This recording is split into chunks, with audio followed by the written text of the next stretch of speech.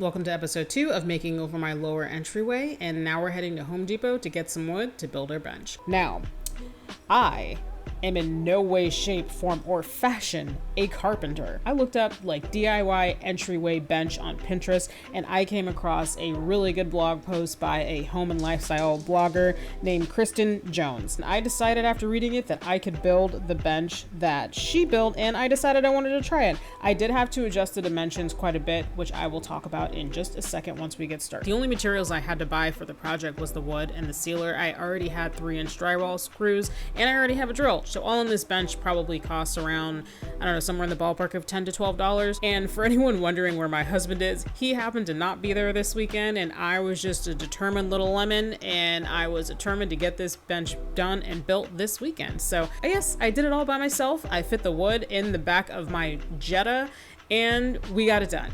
And I'm proud of myself for that. So the pieces of wood I ended up buying were one 2x4x8 and one 2x6x8. And for the dimensions that I made my bench, that's all the wood I needed for this.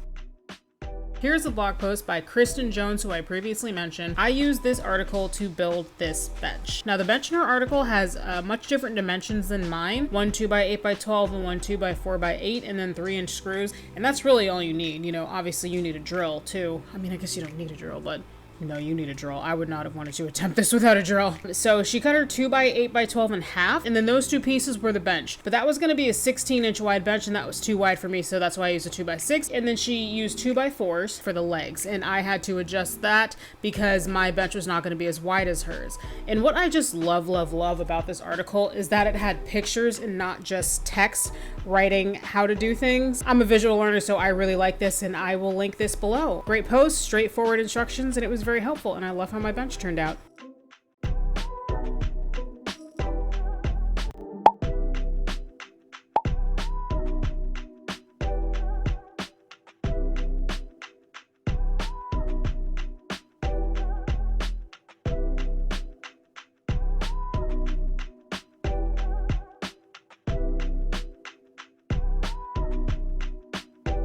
So this next thing that I'm going to do is not super outlined in the post from Kristen Jones. I actually came across this while I was scouring Pinterest for other videos for how to build a wood bench, and it's basically giving the wood a distressed, worn out look. This took a lot of trial and error.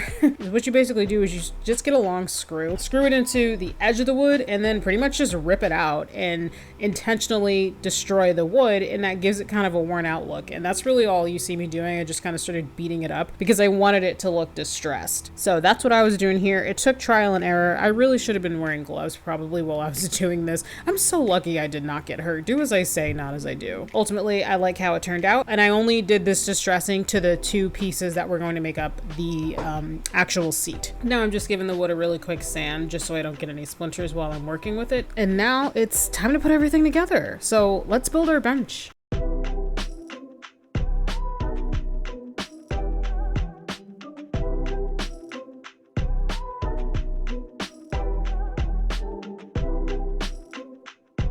Just a reminder that I am not good at this. I'm not a carpenter. I'm not a professional. I've got my phone real close to me because I'm just following the Pinterest blog post I just told you guys about real closely. Now we're working on the legs. My bench is going to be shorter, about 3 feet. So like I said before, I had to adjust the dimensions of the legs, so I'm only going to have 2 legs on my bench.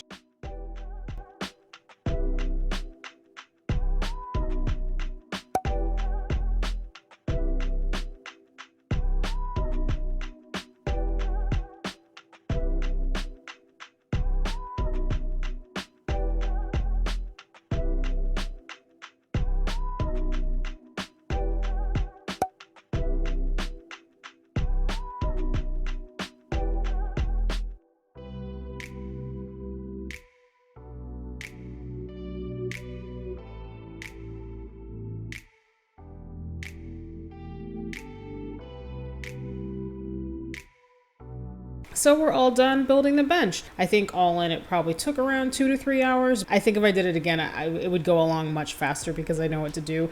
This was really easy. I really think a beginner could do this project. This bench is not going to be for sitting. It's strictly going to be a decorative bench. I guess conceivably somebody might sit on it at some point for a few minutes, but this bench is predominantly going to be for decoration, and I'm just going to put things like throw pillows and blankets and maybe some candles or something on it. So that's why it was important to me that this was sturdy enough to hold like trinkets and things like that, but I didn't need it sturdy enough to hold a full-grown adult human female. Even though I was kind of testing myself on it there, I decided I wanted to keep it raw wood, so I just sprayed it up with some sealant, and that was that. I was all done.